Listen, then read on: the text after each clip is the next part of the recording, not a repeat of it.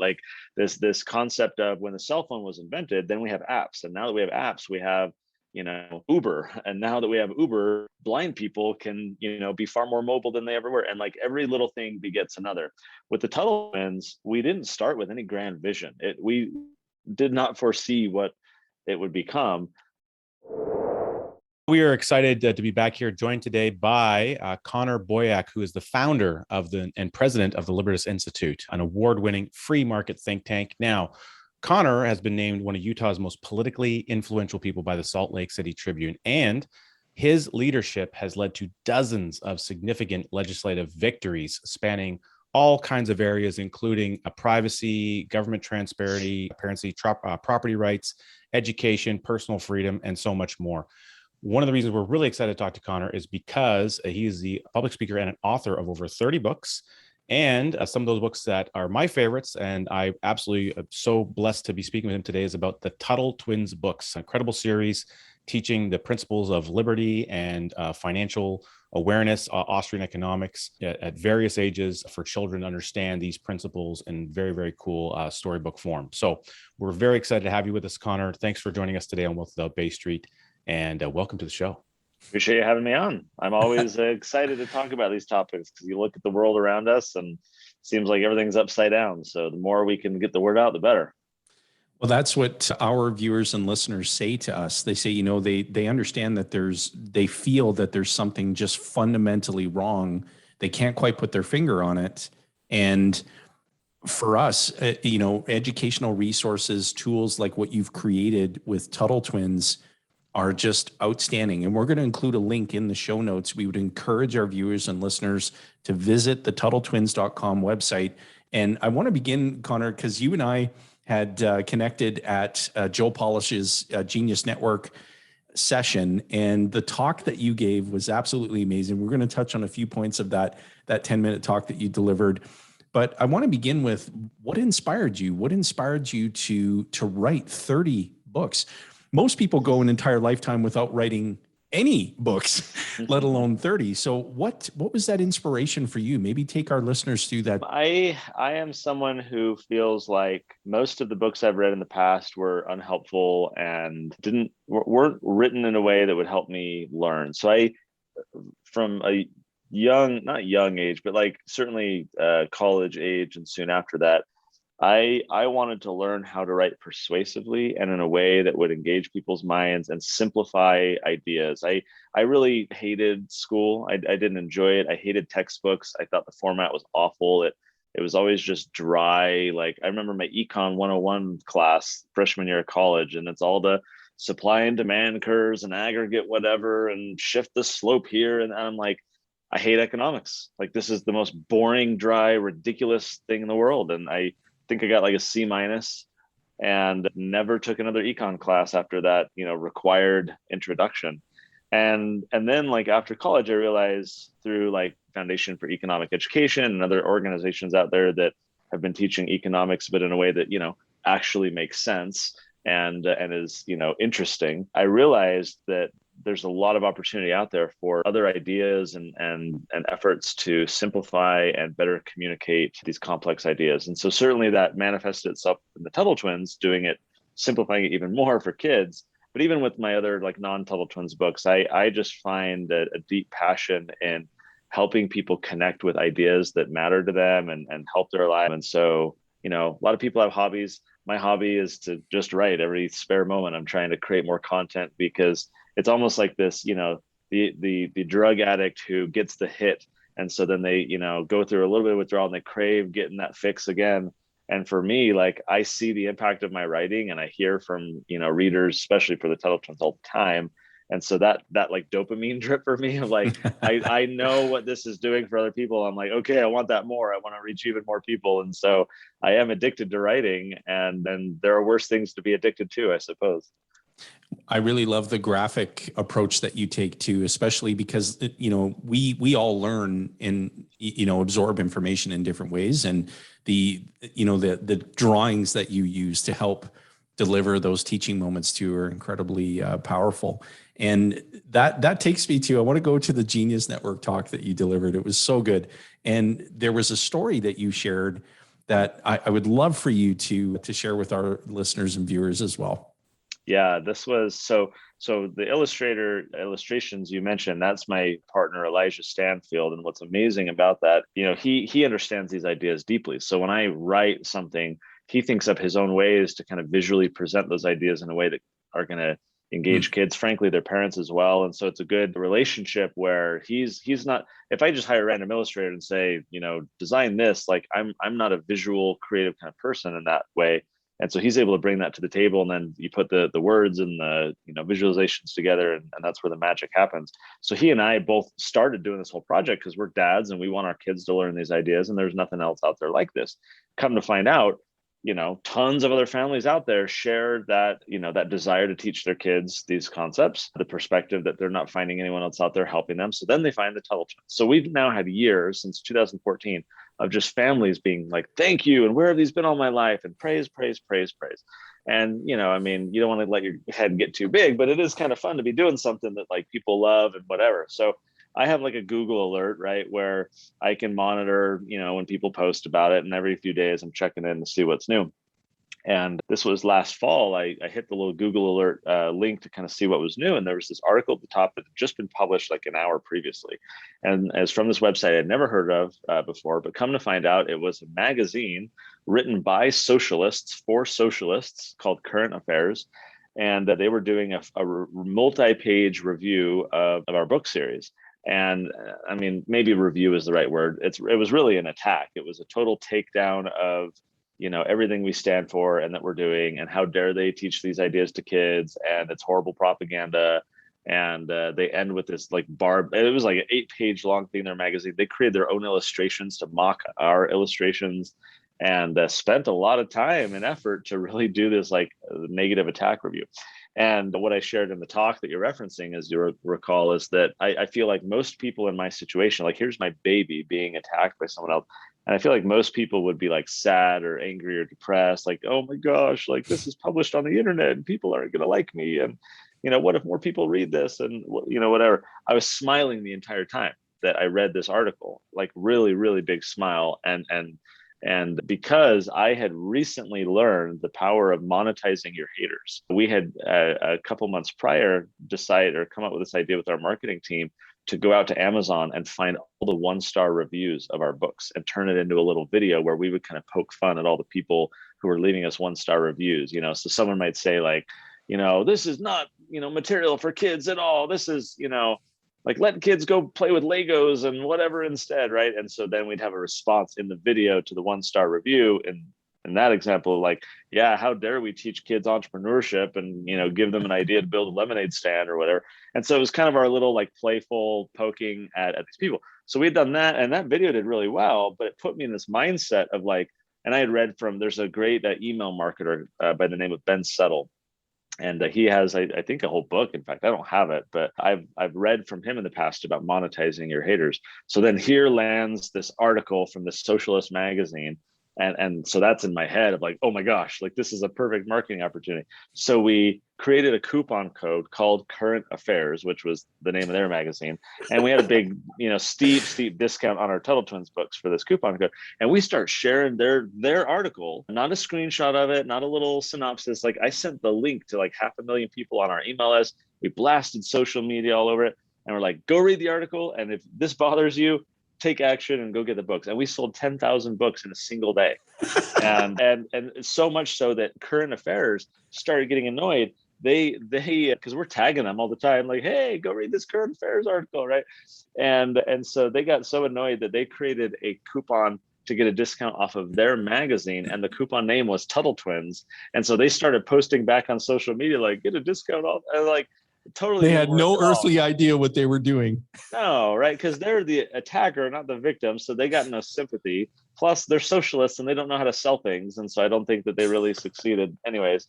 But that, to me, it was fun. And people, it really, like, here's the interesting thing for all the business people listening out there. Like, what I really learned from this is yes, that you can monetize your haters. But the name of my genius talk was turn your enemies into evangelists. Like, we forced these critics to help evangelize our books. And what was very interesting about that is is that, we all have a ton of fence sitters, people who have been subscribed to our email list, listen to our podcast, read our articles, peruse our website, whatever, but they haven't taken action.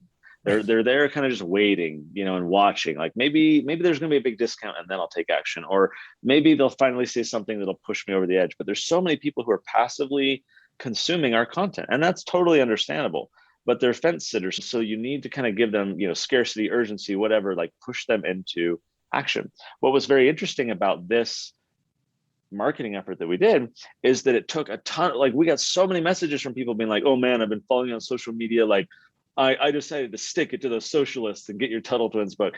And it was this offering of identity, right? Of like, hey, we're planting this flag. We stand for freedom. The enemy is at the gate attacking us.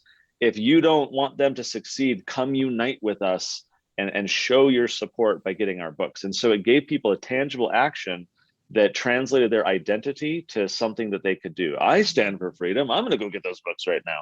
And so that was a very illuminating thing for me to realize, there's so many broader marketing ideas that you can extract from that about how with, critics, competitors, or even concepts, like I shared in the talk, as you'll recall, that like, maybe you're in an industry that isn't controversial like mine, right? But it's like, hey, our enemy, like I think I give the example of Mucinex, right? Like their enemy is the common cold. And so they can center their marketing around how everyone hates the cold. And oh man, if you're a guy, then you get the man cold, right? And if you don't like having a cold, then you got to get, and so you use that tribalistic, like human psychology, natural response to say, if you don't stand for that, then stand with us. And so even if you don't have critics or whatever, like there's so many marketing lessons that I think you can extract from an example like this. But for us, it's a very real, given that we got these haters out there and love it, like whether they love it or not, we're turning them to ambassadors of our brand to help sell even more books. So it's been a lot of fun.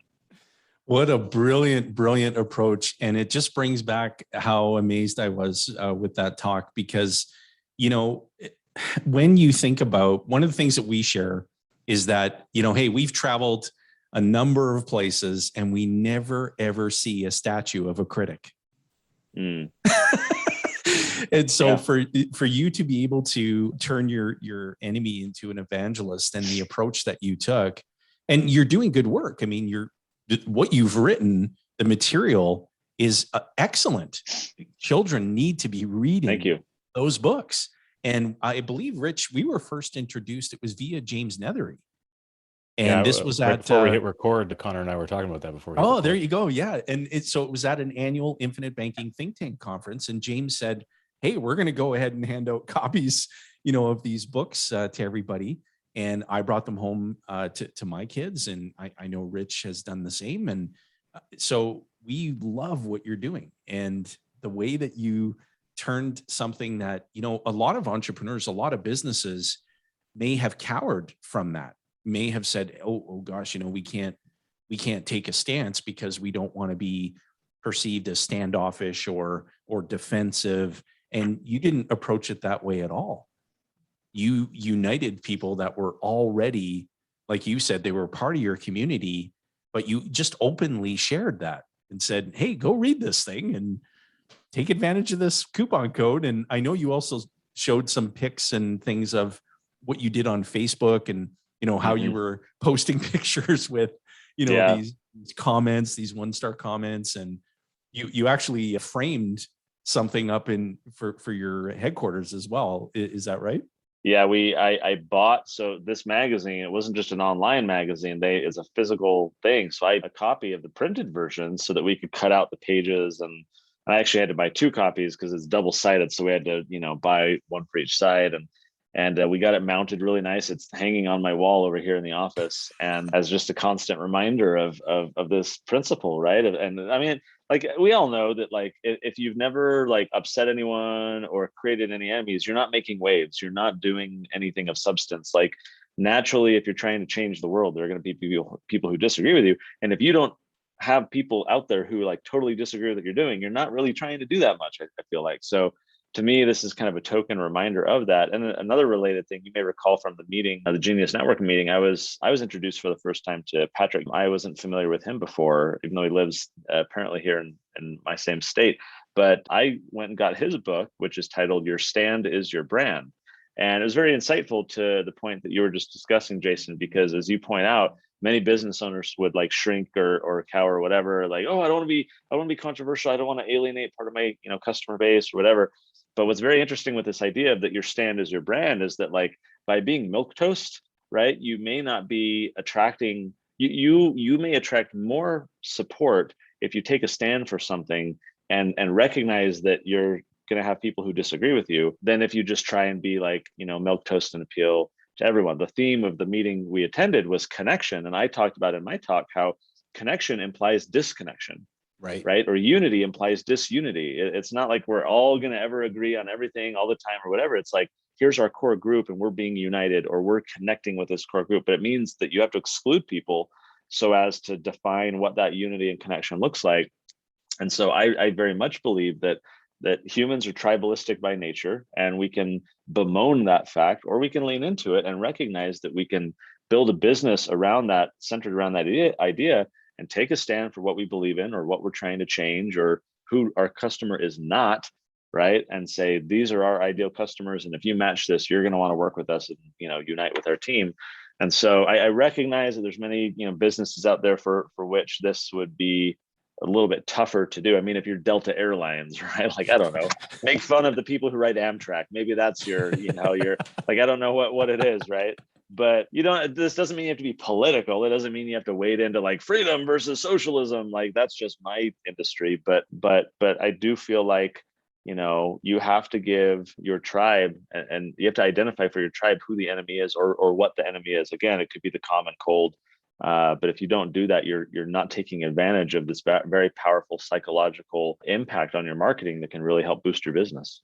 Oh, just so amazing. And it's fascinating too, because this is all centered around the core of the things that you do with the Libertas Institute, and it overlaps obviously directly from with your focus on promotion of liberty and freedom, and then that's the underpinning components of the books that you write. But yet the whole marketing component of it is just really you bringing your entrepreneurial spirit to that which you're already doing. So there's a lot of really wonderful components happening to what you're sharing with us, Connor. And bringing it back to the Tuttle Twins, again, TuttleTwins.com, incredible resources there with all these incredible books.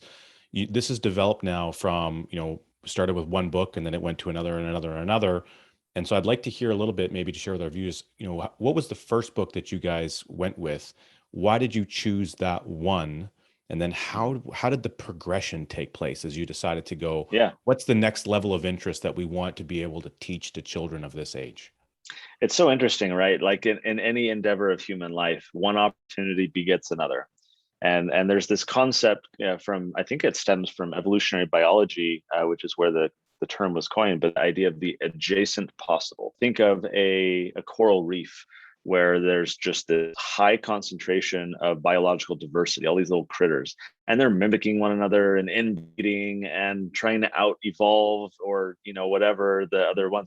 And so you have this just profound diversity of really amazing biological difference and spectrum of crazy features and characteristics. So it's this idea that when you're clustered together and when you're around other people or ideas, Matt Ridley calls this like ideas having sex with one another, right? Like this concept of when the cell phone was invented, then we have apps, and now that we have apps, we have Uber. And now that we have Uber, blind people can, be far more mobile than they ever were. And like every little thing begets another.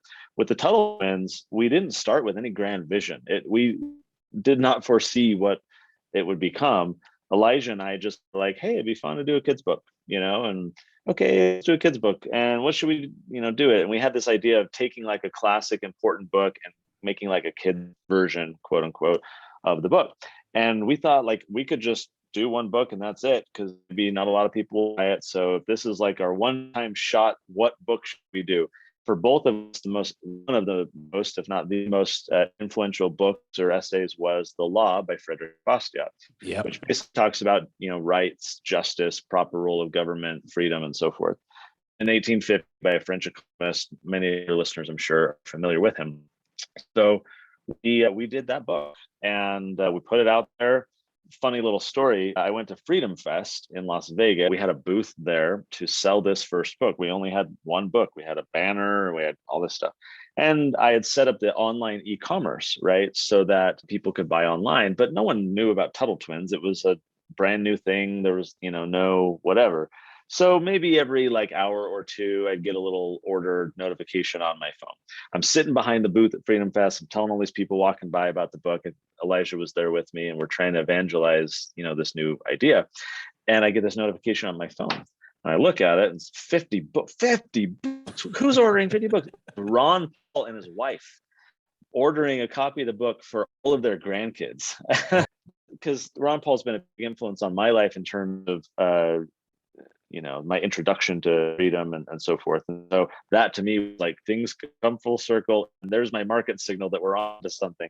So we sold enough where Elijah and I were like, okay, let's do another one, and then we'll do another one. So it's that adjacent possible where then we kept doing these books and people kept buying them enough where we could justify continuing, but it wasn't still this massive thing. But then a few years ago, it's like, okay, now that we're doing kids books, the adjacent possible is all these kids get older.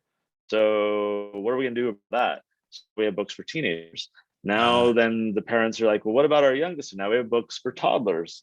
And then now we have a monthly magazine, and we have a podcast, and we have curriculum, and we just launched a cartoon. So every little thing that we've done sparks this idea, or we get ideas from our community about like, hey, you should, do this, or what about that? And so it's been fun for us to just kind of incrementally go along, where I'd say about 2 or 3 years ago, that's when we started to think of this as like an initiative and started strategic planning and like, where are we going with this thing? Because it was starting to pick up a little momentum.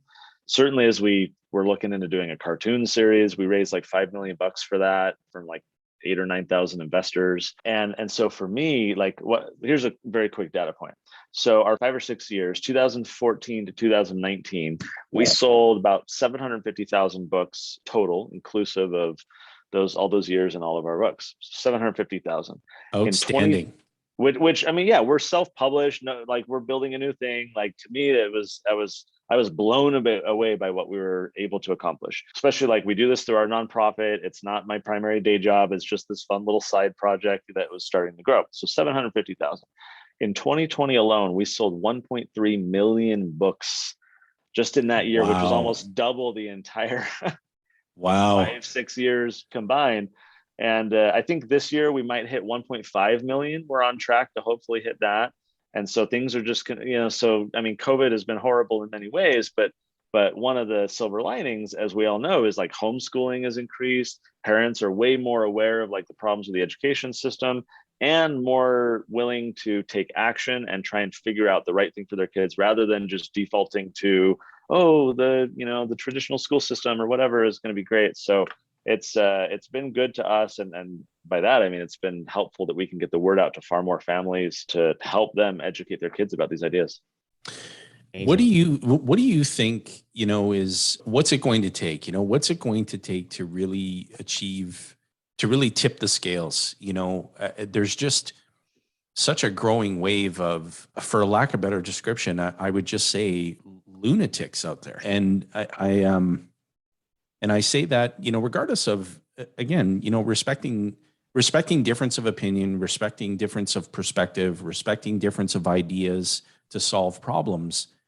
But what do you fundamentally believe it's going to take to tip the scale? So imagine you live next door to Bob, and Bob spreads his lawn furniture and trash and everything on his front lawn. Bob has so much trash and waste and stuff that starts to spill over onto your front lawn. Except the problem is that you don't quite know where your front lawn ends and his begins. There's no fence, and you're unclear where the property boundary even is. You thought at one point it was kind of there, but you don't really know.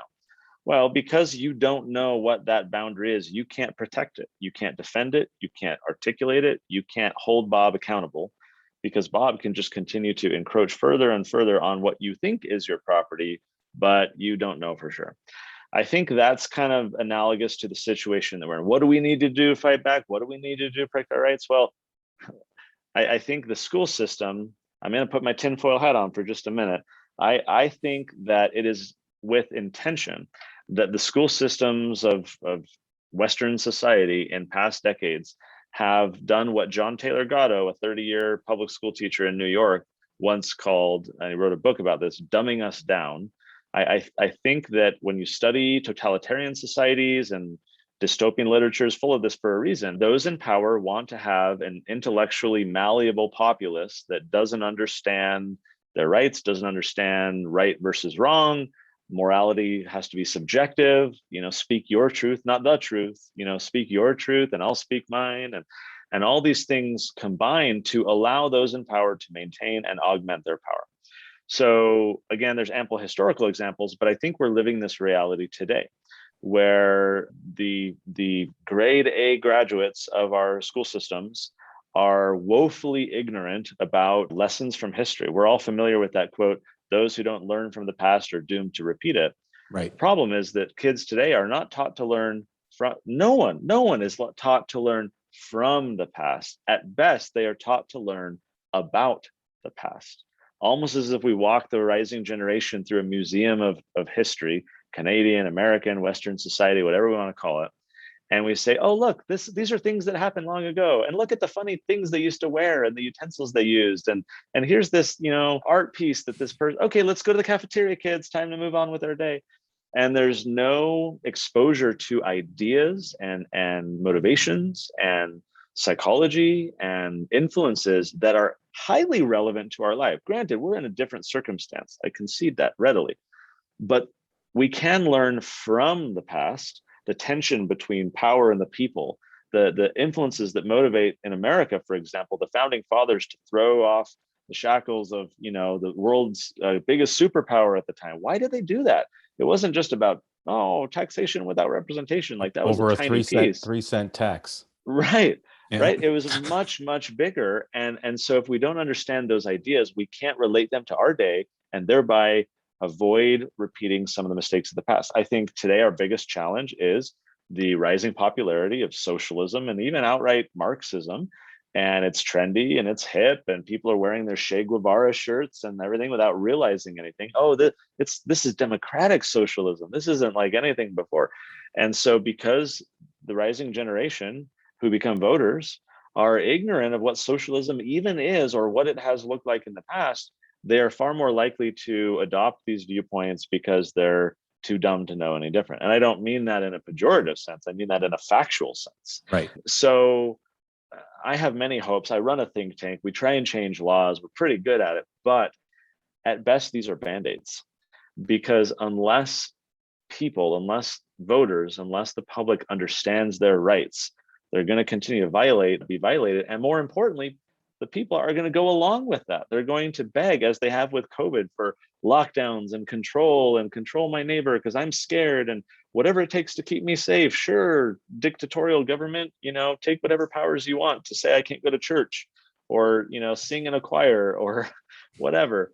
I'm an optimist at heart, but I'm a realist enough to recognize that if we want a brighter future, we have to have an educated public. I'll end with this answer. I'm really passionate about American history and the lessons from history that can and should be applied today. But what's very interesting is that John Adams has this quote where he says that the real revolution happened in the 15 years preceding the first shot being fired at Lexington and Concord, which is what triggered the shot heard around the world that triggered the American Revolution. He says the 15 years prior to that shot being fired was the real revolution. And what he goes on to explain and what he was referring to is the fact that John Locke's writings in England, written under a pseudonym because it was treasonous to be saying all these things at first, John Locke's writings were so influential and spread like wildfire throughout the American colonies that people started having this big mind shift. And they saw themselves no longer as British subjects, but as individuals, free and independent individuals, sovereign individuals. And it was that intellectual journey that they went on that allowed them to say, well, wait a minute, what are we going to do about this now? Now that we have a new understanding, we have to affect political change to reflect and protect that new understanding of our identity. We are never going to win. We are never going to change things if the public is ignorant of the lessons from history, because we will be doomed to repeat it. And so honestly, that more than anything is what motivates me in the morning to get up and get at it with the Tuttle Twins stuff. We're working on history, curriculum, and all kinds of other stuff because I feel like the state of the world is such that we need, like, it's great for the Tuttle Twins to be out there. We need like 400 more things like the Tuttle Twins, all trying to like help teach these ideas to the rising generation, because the obstacles we face are enormous. The incentives are all messed up in the education system. And there are, strong forces that want to keep us dumbed down and intellectually ignorant about these lessons. And so I kind of feel like David versus Goliath in a sense, and we're out there just trying to do our part. But that to me is the answer about how we can do it. It starts with dinner table conversations, as trite as that sounds. In the aggregate, that is what is going to matter the most. The character formation, the critical thinking of the young child, the exposure to true history, the willingness to be skeptical of power. These things are not going to be encouraged by the government, by the media that carries the government's water, by the schools that are run by the government. Like, you can't expect the government to extol the virtues of freedom and highlight the problems with government. like they're Right. never going to do that.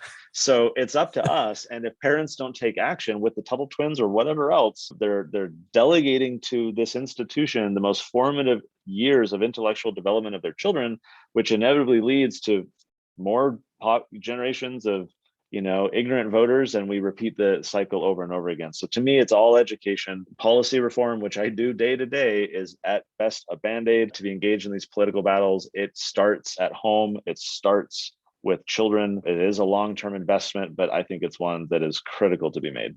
Wholeheartedly agree. So much Wholeheartedly of what, agree. Our mentor Nelson Nash said, and who wrote Becoming Your Own Banker, he was so adamant that you can't solve problems from top down. It has to be a bottom up solution. And so here you're referencing the work that you do on the policy side on a day-to-day basis, but the real work is actually in the Tuttle Twins. It's in the grassroots method by which you're bringing families together. You're bringing conversation to the dinner table about things. What you're really doing is this idea of learning from history. Well, you're channeling that by simplifying and reallocating how past works have been written in a new format, so they're digestible in a modern age with modernizing these things like the law, like I Pencil by Leonard E. Reed, which coincidentally you gave a good analogy earlier as you're talking about the app and the iPhone, and we have this and it leads to this and it leads to this. The adjacent possible conversation is a way to describe how I Pencil comes together, the story of the making of a pencil and all the global resources that have to come together, for that single thing to be created, and the harmony, the harmonic chaos that has to happen in an entrepreneurial format to bring things into life and into existence. And then we have the Atlas Shrugged version that you have, and like all these great books and works which are bringing some level of history into the modern age, then turning it into a digestible format for kids of various ages. I think, really, maybe speak to that a little bit about the ages, but you really can hit kids in a number of ways. And now, coincidentally, I bought my books before I even had kids. So in preparation for when they're old enough to be investment for the future. Absolutely. Yeah. And what we share often as well, Connor, is that so children, and this, children have a much higher degree of neuroplasticity than adults do. And so referencing the backward bicycle video, for example, where, that's why it's so advantageous for kids to learn a new language at such an early age. So describing, the way that you do in these books, children pick up on this. They pick up on this much faster than adults do. And I was going to share a quick example of that really quick, because you're exactly right. I got an email from this dad who was at the grocery store, and he's walking down the potato chip aisle with his son, and turns to his son, but he's not there. Looks back, and the son's standing in front of the potato chips. Walks back over to his son. He's like, "Son, what are you doing?" And he turns to his dad and he says, "Dad, I now get why there's so many kinds of potato chips. It's spontaneous order, just like we read in the Tuttle Twins book." And the dad writes to me, he's like, "I don't know of a single adult who knows what spontaneous order is. And here my kid knows more than most adults do." And that to me is honestly one of the most surprising things working on the Tuttle Twins is, yes, as we said at the outset, I like simplifying these ideas. And so we're trying to drill them down for kids, but these are still challenging, complex ideas. This isn't like hop on pop, and like silly whatever stories of just, that kids are easy for them to read. This is like real world stuff most adults don't understand. And I've been blown away at the degree to which kids can understand these ideas. And I feel like it's not only the neuroplasticity and the ability to understand new ideas and embrace them. I feel like it's also this idea of we talk to kids at or beneath their age too often. Kids want to be big kids. Big Right. kids want to be adults. And so if we give them the right material that challenges them and motivates them to kind of level up, if you will, intellectually, like I've been blown away at the degree to which many of them rise to the occasion. Wow. And what we're talking about, again, for our viewers and listeners, if you just ease on over to TuttleTwins.com, again, that's TuttleTwins.com, and be sure to get your hands on these incredible resources. Get them in the hands of your children, have conversation, talk. The material is just outstanding. And I just, again, I go back to, turning your enemies into your evangelists. It was such an incredible talk at the Genius Network. And it's been such a pleasure, Connor, to be with you. And we would like to, request some additional information about your think tank. I think that is something that we'd certainly be interested in, learning more about, and how we can begin to communicate, here in Canada and start to get messaging out. Because, we talk about in our circles and with colleagues in our industry, everybody talks about how children should be educated to a much higher degree in terms of financial literacy. What we're talking about here is much different than that, and equally, if not far more important, to be sharing, with children. And so we'd love to have an expanded and explore that with you a little bit further, if you're open to that. Yeah, no, I'll say briefly on that point. Like I started Libertas Institute out of a desire to affect change. I love education, but I don't want to just be Johnny Appleseed out, planting intellectual seeds in the countryside, hoping that 30 years from now they'll sprout into something. Like I want change now. I'm a very impatient person. I want to change the world like today. And so I started Libertas to say, like, I want to build an organization that can go get laws changed and affect policy reform. There are groups like mine across America. There's also groups like mine throughout Canada. So I'm looking up right now, it looks like there's 11 of them. There's a website, or there's an organization called Atlas Network. And Atlas Network is kind of an international association of free market, pro-freedom think tanks and organizations trying to affect change. And so you can go to atlasnetwork.org, and you can look up in their network and their directory, who's in Canada. There's like the Canada Taxpayers Federation or something, yep. And there's the Fraser Society or Fraser Institute, and so there's a number of these groups. I'm reading right now that there's 11, and I don't know them all, but there are groups out there. And what's been amazing to me is, as I do a lot of these interviews, especially in the United States, I share where they can find a separate location, all the United States. And people are like, I had no idea this group was in my backyard. Like now I go to their events and I'm like supporting them and talking to them about ideas I have and, whatever. And like I started my group in particular because there was a group here in my state, but I felt like they weren't effective and weren't working on things I thought needed to be worked on. And so that to me was like, well, there's a void in the marketplace. I'm just going to go start myself. And that's not for everyone. I'm not saying like, go start a think tank if no one's doing what you're doing. It's a lot of work, and it's my path. It doesn't mean necessarily that it's anyone else's out there, but there are good people out there who are trying to affect change. First, identify who they are, what they're working on. You may find that, oh, no one's working on my issue. Should I do something about it? But chances are, these groups either can help or can point you in the right direction. Sometimes what happens is people will come to us and say, hey, I've got this really important issue. And I'll say, I'm with you. We just don't work on that issue, but I know who cares about it because I'm like in these circles. So let me connect you to, this elected official or to this little grassroots group or something like that. And so we can be a connector to those people because we're in the world of like knowing who all is working on what. And so these organizations can help as well to, in Canada, there's a dozen, 11. So that's a good place to start to try and find who's trying to work on this stuff and whether, it'd be of interest to go connect up with them and support what they're doing. Thank you so much for that resource. And in the spirit of connection, so we're just honored to connect you to our viewers, to our listeners. Such a pleasure to have you on the show today. And Rich, do you want to take us home? Yeah, absolutely. Connor, this was great. Love your fresh ideas and thinking. And really, a lot of them are ideas that are from long ago being reactivated and re-energized with the energy you bring to the table.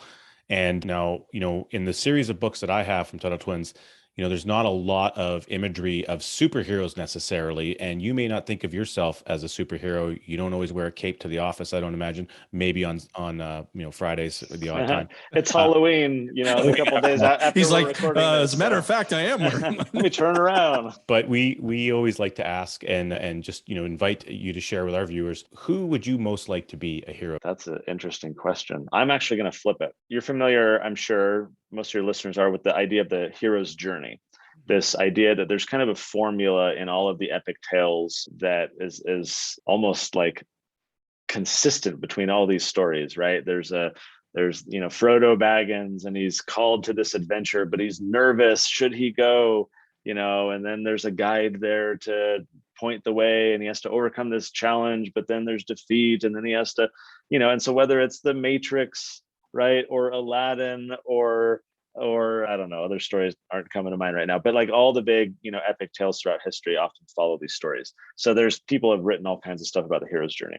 There's a very interesting business book that I would, for any of the business folks out there, called, I've got it right over here, Building a Story Brand. This is written by Donald Miller. And what he talks about in his book, Building a Story Brand, he's got a story brand podcast too, is he takes the hero's journey and he applies it to business. And if I were to boil everything down, which is difficult because I underlined a lot of stuff in that book. We actually even re-architected our whole website for Tuttle Twins after I read that book. If I were to distill everything he says down to one thing, it is that we should be the guide. The problem is everyone is a hero in their own journey, in their own story. And what they need is a guide to point them the way. When I started doing Tuttle Twins, it was a very, very hero-centric thing, which I think this question kind of points to, right? It's like, I'll be the hero and help you, and I'm going to benefit your life. But what Donald Miller talks about in his book is that you're actually competing against other people because they are the hero in their lives. And if you're setting yourself up as a hero, there's kind of an ego competition or something like that. Whereas if you reframe what you do as, I will be the guide, I know the way, right? Let me point it, like I'm oh man, I'm going to a Harry Potter Halloween thing tonight, and I'm a muggle. My wife and kids know all the Harry Potter stuff. They do Harry Potter Trivial Pursuit like every night. What's the guy? Gandalf, right? Yeah. Gandalf. Yeah. Is that right? Gandalf? Yeah, that's Frodo. That's Frodo. No, that's Frodo. What's the guy's name in Harry Potter? It's a wizard dude. I don't know. Yeah, it's the old wizard dude. Dumbledore. There we go.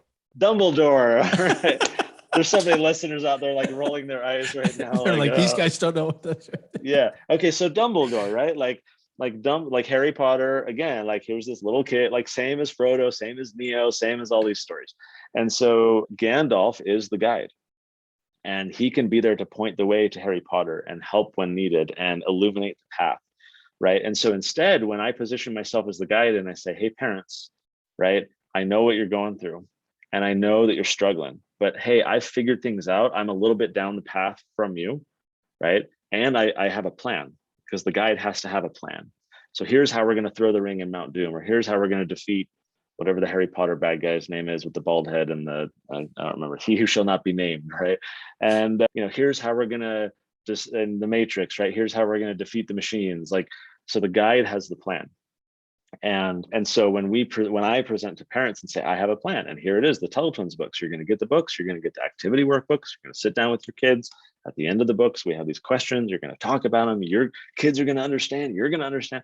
Then suddenly that hero on their journey feels emboldened to say, I can take the next few steps with confidence, right? Because I have a guide in my life now to help show the way. So reframing your question as I have, in kind of a long-winded way, I have really tried to set myself up and kind of pull back the ego, pull back the like, yay, look at what I'm doing, which we all naturally have, and say, how can I serve other people as their guide? How can I position myself and market myself and and kind of build a community around me serving them as the guide and pointing the way. So if that is the question, it really comes down to like every family in the world. Like we translate our books into 15 languages. We just started putting out a cartoon, which is at TuttleTwins.tv, which is free to watch. So we got 2 episodes out now. We're doing a whole season of 12 episodes. Like I'm on a mission and our team to change the world and reach every kid, especially the ones that are growing up in communist houses that need this message the most.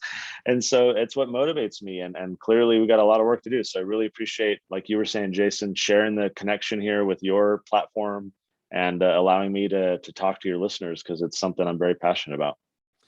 Well, we certainly thank you. And we hope that you can serve as their guide. And the first step for folks to take is, again, just ease on over to TuttleTwins.com. Again, that's TuttleTwins.com, and get your hands on these resources and begin your journey.